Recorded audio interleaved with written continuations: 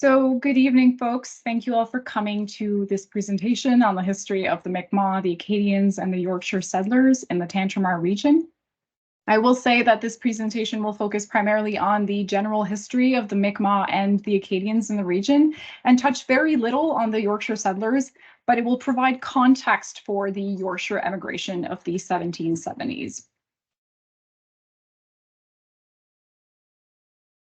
I would like to begin by acknowledging that Sackville, New Brunswick is located within the traditional territory of MIKMAQ, the unceded ancestral homelands of the MIKMAQ.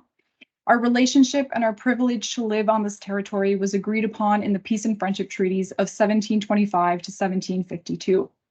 Because of this treaty relationship, it is to be acknowledged that we are all treaty people and have a responsibility to respect this territory and, as importantly, its history. If you're interested in learning more about the Peace and Friendship Treaties, or if you're joining us from outside of Sackville and would like to learn more about the land on which you live, you can visit www.whos.land, which is a wonderful resource. So just to introduce myself to those of you who don't know me, my name is Renee Belliveau. I am a proud Acadian originally from Shediac, New Brunswick, though I've lived in Sackville for most of the last decade and consider this place home. I earned a BA from Mount Allison University, an MA from the University of Waterloo, and an MI from the University of Toronto. And although I'm not a historian, I am an archivist and worked at the Mount Allison University archives for 4 years, which is where my interest in the history of Acadians in the region really began, and where I created the virtual exhibition, A History of Acadians at Mount Allison University, which I can link to in the chat later.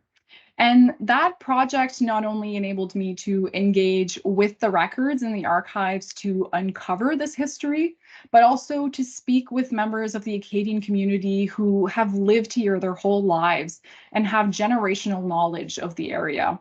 So I'm pleased to be able to share a portion of that history and of the MIKMAQ history with you this evening. So many of you probably know of Douglas Lockheed. He was chair of Canadian Studies at Mount Allison for several years and became Sackville's first poet laureate. And in his 1980 collection, High Marsh Road, there is a poem that reads, "Here, right where my foot takes weight, what Acadians sweat and froze in the everwind to make these dikes. There is a sense of history here and all across this marsh." Lockheed was right about the sense of history that is ever present on the Tantramar marshes, but it goes far beyond the original Acadian settlers of the 17th century. How far? Well, historians now posit that Indigenous presence at Chignecto goes as far back as 10,000 years. Now, I want to take a moment to let that sink in. When we're talking about European settlement in the region, we're talking about 400 years of history. When it comes to the MIKMAQ, it goes back millennia. There are thousands of years of history of human occupation on this land that we will never fully understand. And I think that's important to note. Now, as you will see from this map, the MIKMAQ territory, also known as MIKMAQ, originally stretched from most of the present-day maritime provinces to eastern Quebec. It consisted of 7 districts, including ours, Signict Draining Place, and we can consider these districts in the same light as we do countries today. So each district had its own government, which included a district chief and a council comprised of elders, band or village chiefs, and other distinguished members who would lead the community in their decisions. And this government was a very democratic process. And in fact, the United States has recognized that its own government was modeled to a large extent on the tenets of Indigenous democracy and government. So the MIKMAQ districts also belonged to a larger association known as the Wabanaki Confederacy, which was made up of Northeastern Indigenous groups for the purpose of providing mutual protection and aid.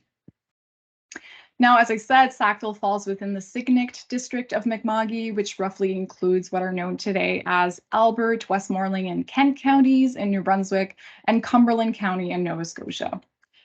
And if Signict is not familiar to you, the European adaptation of Chignecto likely is. So Signict is a fairly large district, as you can see, but when we refer to Chignecto today, we typically mean the area that borders New Brunswick and Nova Scotia. And that's the area that I'll be focusing on today. So there's no way for us to know exactly when the Indigenous inhabitants of this region developed a shared cultural identity and language, but we can say that by the early 1600s, when the French arrived, they had developed a distinct identity as the Ilnu, also known as the people. And according to William Credwickin, it is the Europeans who first called them the MIKMAQ, although that was likely a word in their language that they used. Before European contact, the Indigenous inhabitants of MIKMAQ lived in small villages made up of anywhere from 50 to 500 people, and they migrated with the seasons. So during spring, summer, and autumn, the Mi'kmaq of Chignecto would venture on the coast where there was an abundance of shellfish and fish, which they could also smoke for the winter. And the marshlands were also a rich source of herbs, wetland plants, and waterfowl. In the winter, the Mi'kmaq returned inland where it was likely warmer and where they could hunt larger game such as moose and caribou. Now, in the early 17th century, one missionary visiting Chignecto observed that the area was so rich in fish and wildlife that the Mi'kmaq were able to lead a sedentary lifestyle, unlike other communities in Mi'kmaq. If this is to be believed, then it's clear that there was a dependable and bountiful food supply here. Aside from sustenance, the land also provided them with a wealth of material to build shelter and make clothing, as well as other goods. And because of the coastal and river routes that surrounded them, the Mi'kmaq of Chignecto were also easily able to travel throughout Mi'kmaq to trade with other groups. Now, that was a very brief history of the Mi'kmaq pre-European contact, but if you're interested in learning more about the Mi'kmaq lifestyle, I highly recommend Daniel Paul's book, We Were Not the Savages, which provides a unique Mi'kmaq perspective on this history and is actually going into its 4th edition in September. So that's coming out with Fernwood Press. So moving forward in history, by the start of the 17th century, France establishes a settlement at Port Royal, the first of many in what would become the colony of Acadia. And descendants of those early French settlers became known as Acadians. As the population grew in Port Royal, Acadians spread along the bay, the coast of La Baie Françoise, which is the Bay of Fundy, traveling inland through its many navigable rivers to find suitable land, including on the Isthmus of Chignecto. So in the early 1670s, the couple Jacques Bourgeois and Jeanne Trahan, along with their children and extended family, arrive at Chignecto and settle on the eastern bank of the Missaguash River, establishing Beaubassin. So Jacques had been a surgeon in France and had been involved in both farming and shipbuilding at Port Royal since his arrival in 1641, and likely saw the potential of the marshlands. Acadian settlers mostly came from the west of France and were experienced in reclaiming lowlands from the sea by building dikes and aboiteaux to make the land arable. And the Tantramar marshes were well suited to this. But as Anne-Marie Lane-Jonah notes in her recent article, the agricultural potential of the area was only one reason why the Bourgeois family chose Chignecto. The fact that there were established Indigenous communities here, as well as well-connected trade routes, no doubt played a part in their decision. And in fact, when we look at the Acadian settlements in the region, they're usually near Mi'kmaq communities. So I love this graphic rendition of the Mi'kmaq and Acadian places that is available in Lane-Jonah's article, as well as at the Revealing Chignecto exhibition, which is currently on display at the Acadian Museum at the University of Moncton. And it really demonstrates how closely the Acadians and the Mi'kmaq lived prior to the 1750s, and really shows the lasting legacy of both groups in place names in the region, right? So if you look at the map, you can see Baie Verte, Jolicoeur, Au-Lac, Tintamarre, as well as Mijic. These are all names that we still use today, although anglicized. And I think that just speaks to the imprint that was left here by those early peoples. Now, how might the Indigenous inhabitants of Chignecto have reacted to these new arrivals? Well, because the area was so central to Mi'kmaq, they would have encountered traders, travelers, and missionaries by this point, and therefore, as Anne-Marie Lane-Jonah notes, likely greeted the bourgeois family openly and would have expected reciprocal openness and respect. Now, there are a few factors that made the relationships perhaps easier to cultivate. So first, the fact that the construction of the dikes in Aboiteau took time, as did the process of draining and desalination, means that the establishment of Beaubassin took a few years, during which the bourgeois family would have traveled to and from Port Royal and likely built trusts with the Indigenous inhabitants of the area. Second, because of work of early French Catholic missionaries, some also shared a spiritual practice and probably some language as well. So there is evidence of shared religious sacraments between the Mi'kmaq and the Acadians, including marriage and baptism, although it was probably not as common as we think. And in fact, it seems to peak in the 17th century and then decline throughout the 18th century. But by 1723, there are actually two places of worship in Beaubassin. So there's one for the Acadians and one for the Mi'kmaq. And I think that speaks to how, although there was cultural exchange, they did remain two distinct groups. The third factor that might have allowed friendships to blossom is that the Acadians are known to have requested permission from the Mi'kmaq to use land elsewhere in Mi'kmaq, so we can assume that it likely happened here as well. Speaking to this larger trend, overall, relationships between the Mi'kmaq and the Acadians were positive, especially early on. So Daniel Paul notes that, quote, the Mi'kmaq were willing partners of the French. The French respected them as human beings, ate their food, and were quite willing to learn about Mi'kmaq culture and adapt to their ways while enjoying the people's hospitality. Most importantly, although they also thought their own culture to be superior, like all Europeans, the French did not exhibit an overwhelming desire to make the people conform to French cultural values. Consequently, French settlement in Acadia did not encounter organized Mi'kmaq resistance. And I mean, we know that the Mi'kmaq acted as guides of the landscape for the Acadians, and without their help, it's unlikely that the Acadian settlements would have prospered. And prosper they did. So the bourgeois family was soon joined by other families from Port Royal. And though the growth of Beaubassin was slow at first, it steadily increased. So in 1686, there were 133 people living at Beaubassin, 1/5 of whom were identified as Mi'kmaq. By 1703, the population has grown to 246. And actually, I saw today that I think by 1750, it had grown even to, I think, 1,400. And as Bill Hamilton notes, this increase is due primarily to high fertility rates and low rates of infant mortality, rather than migration from France, which really demonstrates the quality of life that they had here. Having built a system of dikes that allowed them to reclaim the marshlands, they were able to supplement the rich diet that had sustained the Mi'kmaq with farmed vegetables, cattle, and dairy.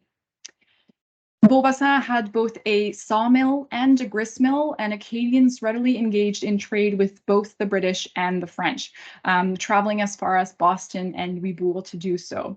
So they would exchange grain, furs, and fish for essential goods such as cloth, ceramics, stoneware, glass, and imports from the West Indies, including sugar, molasses, and rum.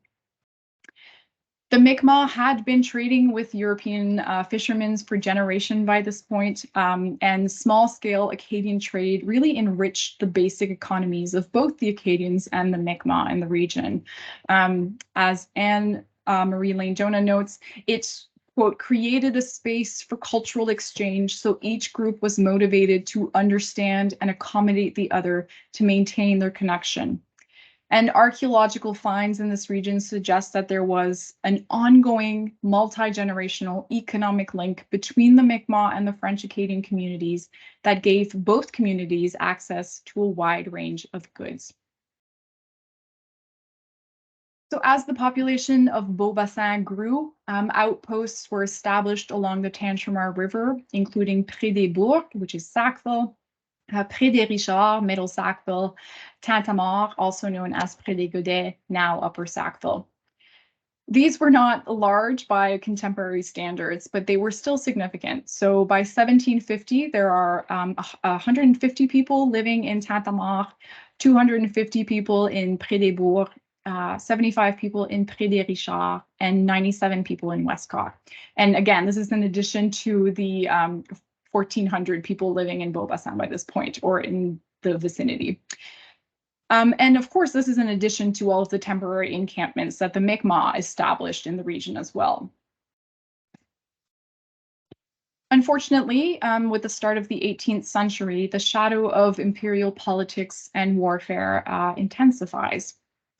So in 1713, Queen Anne's War ends with the Treaty of Utrecht, in which France ceded Acadia to Great Britain. However, the boundaries of Acadia remained unclear. So France believed it had only ceded mainland Nova Scotia, while Great Britain thought they had gained all of the area from New England to Newfoundland. And this results in Chignecto becoming the most contested space in the region for decades to come. This affects the Acadians and the Mi'kmaq differently. So because the treaty was signed in Europe, it didn't involve any representation from the Wabanaki Confederacy, which includes the Mi'kmaq. Understandably, the Wabanaki Confederacy immediately objected to Great Britain asserting sovereignty over their territory and threatened violence if their land was violated. This led to Dummer's War, which was fought between the Wabanaki Confederacy and New England colonies in the early 1720s, as well as to the Peace and Friendship Treaties of 1725 onward. So the Peace and Friendship Treaties were signed with the Mi'kmaq, Wolastoqua, and Passamaquoddy to end hostilities and to encourage cooperation and trade. But it did not see, or they did not see, to the surrender of land or resources. And the term used by the Mi'kmaq to describe these treaties, which I apologize, I'm sure I'm mispronouncing, but Angu Gamwell, it meant adding to our relations. And I mean, this points to a desire to build mutually beneficial relationships. The Acadians reacted a bit differently. So being so far removed from France by this point, they didn't necessarily feel loyalty towards their former homeland, but they were also not eager by this continual shift in hand, right? So they remained unwilling to pledge their allegiance to the crown, but having proclaimed neutrality, the Acadians were allowed to stay on their lands as British subjects. Their only concession was a vow not to raise arms against either the British or the French. For a time, this proved sufficient for Great Britain, but as their efforts to gain mastery of the continent intensified, the British began to see the thousands of inhabitants who, in their view, retained a linguistic and religious connection to France as a threat. Nevertheless, in those few decades after Acadia became Nova Scotia, Acadians were able to live in relative peace, and their population continued to grow, increasing fourfold to 15,000 throughout the area. Now, the way this imperial history has often been framed is as to whose side the Acadians and the Mi'kmaq were on during this ongoing conflict between Great Britain and France, usually as a way to justify the atrocities that followed. I just want to point out at this point that neither the Mi'kmaq or the Acadians left any written records behind. Most were illiterate. So when we are reading history, we are reading accounts written by either the French or the British. So we just have to keep that in mind. And what I really appreciate about Anne Marie Lane Jonah's article is that she completely destabilizes this narrative and asks us to consider first what the Mi'kmaq and the Acadians were trying to preserve, which was their way of life. So as she says, neither these Acadians of Chignecto nor the Mi'kmaq were as interested in who won the imperial struggle as they were in maintaining their homes and their way of life. British expansion and French resistance made this very difficult for them, as warfare prevented them from farming and hunting as they had been, and forced them to become more dependent on supplies. The British also tried to sever ties between the Acadians and the Mi'kmaq, going as far as to make it illegal for Acadians to have Indigenous people in their homes. After the founding of Halifax in 1749, the British attempt to eliminate the Indigenous population brutally escalates. Edward Cornwallis began offering bounties for the scalps of Mi'kmaq men, women, and children, which also affected the Acadians, who were also sometimes scalped. And violent clashes continued, even as there were several peace initiatives put forward by both the Mi'kmaq and the Acadians. The Mi'kmaq repeatedly advanced the argument that they should be compensated for land loss to the British, even proposing that they would vacate the southern and western part of Mi'kma'ki, including Annapolis Royal and Halifax, so long as they were allowed to keep the northern and eastern part, including Chignecto, as a shared and neutral space between the two colonial powers. This was not accepted. Tensions continued to mount between the British and the French, especially along the Missaguash River, which bisects the Tantramar marshes.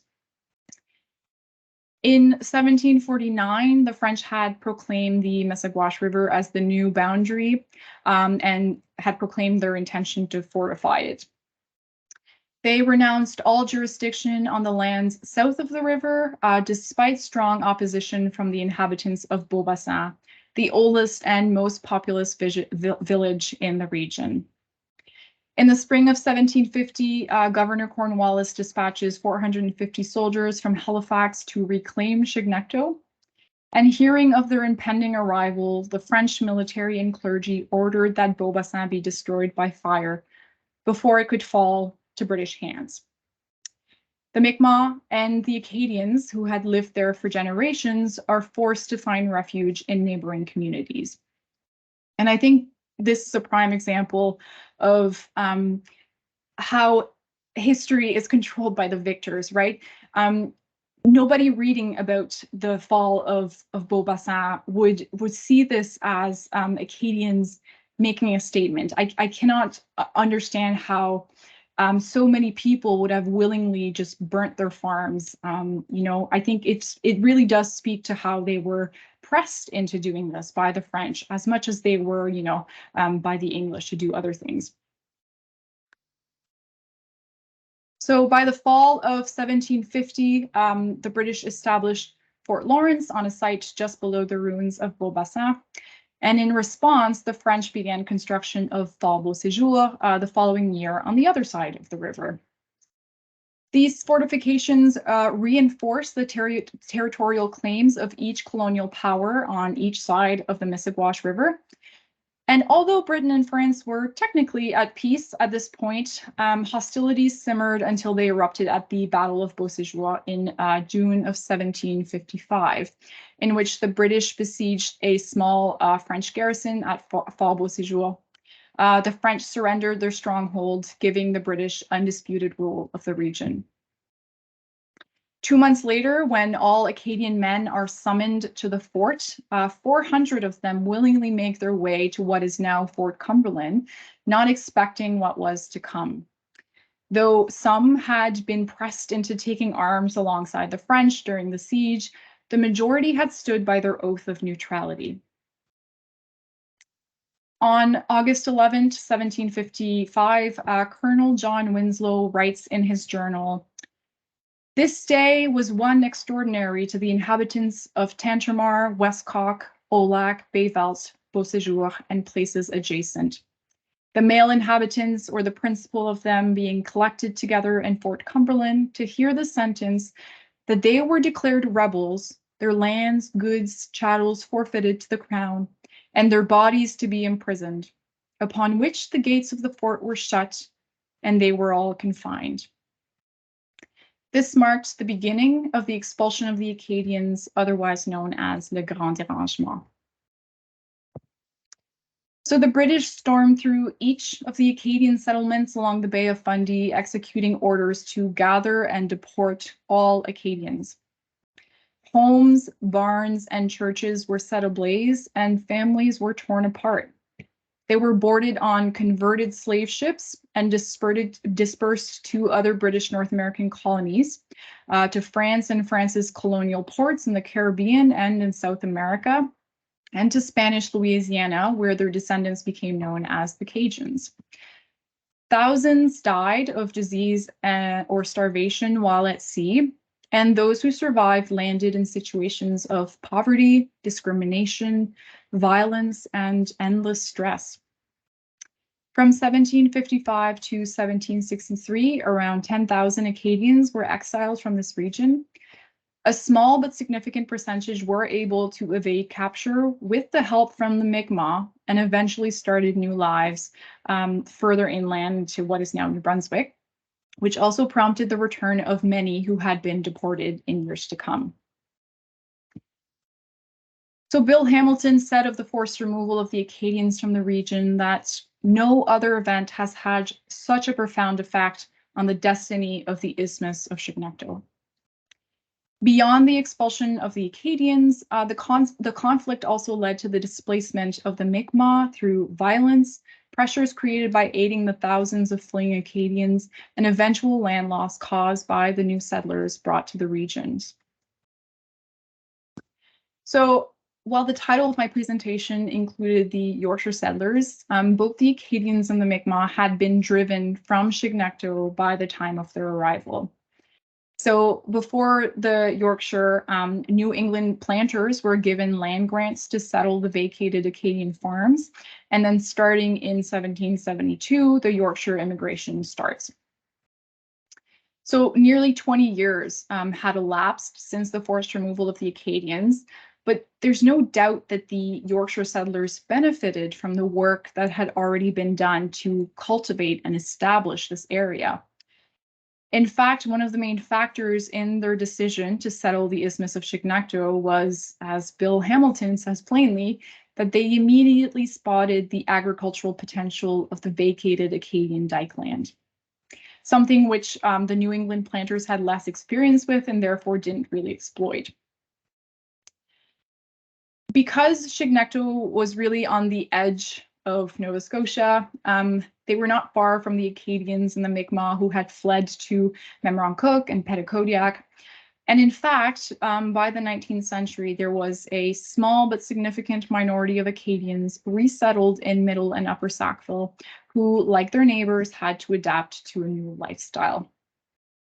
Those Acadians assisted the Yorkshire settlers in restoring the dikes they had created. So there is evidence of some interaction, but the land that the MIKMAQ had occupied for thousands of years and had cultivated with the Acadians had firmly been taken away and given away to other people. Now I want to briefly fast forward in history. So Sackville, as we know, continued to evolve and grow, eventually leading to its small industrial revolution in the late 19th century. This is when it begins to attract Acadians from neighboring communities, such as MIKMAQ and Capelé, who came looking for work and readily found employment at the newfound Mount Allison institutions, as well as the many factories and shops that prospered here. Around the turn of the century, standard manufacturing, which was very large in Sackville, employed approximately 100 men, most of whom were Acadian. Middle Sackville particularly had a vibrant hub for the Acadian community, whose presence became significant enough that a Catholic church was erected there in 1885, and the needs of the community continued to grow until the 1950s, when a French parish school was also built on Salem Street. So the story of the Acadians is one of resilience, but it often came at a price. So in predominantly English communities, like in Sackville, there's often a larger trend of Acadians anglicizing their names and not speaking French to avoid discrimination. And I've seen that happen firsthand in my own family history. So I feel so fortunate that I was able to grow up in a Francophone community and to have received my education in French, and that I'm able to retain my language and my culture so vibrantly living in Sackville today. So I began with a poem, and I would like to end with one. If you attended the Acadian flag raising this morning, you will be familiar with it. But on February 16th, 1935, an anonymous poem appeared in the pages of the Argosy, which is Mount Elson's student newspaper. And the poem really honors the early Acadian settlers of Sackville. The first and last stanza read, Arsenault, Boudreau, Léger, Leblanc dug the dikes and built them strong. They salvaged a treasure out of the sea for Anderson, Fawcett, Wood, and Lee.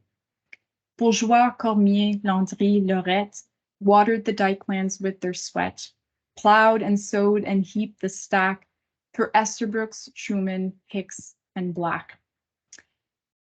For me, the point of this presentation, and like the poem, is really to serve as an acknowledgement of the vital part played by the Acadians in the cultivation of the marshlands and in the early development of Sackville. And we also need to include Indigenous people in that acknowledgement. The conditions that allowed the Acadians to survive in this region, difficult though they might have been, were not similarly afforded to the Mi'kmaq, who, like all Indigenous people in Canada, continued to struggle to maintain their traditional ways of life in the face of settler politics that refused to see their worth and, in fact, actively worked to erase them. So there's still a lot that we need to do to mend those relationships, and that includes acknowledging history and also questioning how that history has been framed in the past. So thank you all so much for attending this evening. I hope you learned something. If you would like to dive deeper into this history, I encourage you to read all of these wonderful texts. And if you have any questions, I'm happy to try to answer them to the best of my abilities. Although, as I said, this is not my area of expertise, but I have done ample research. So thank you.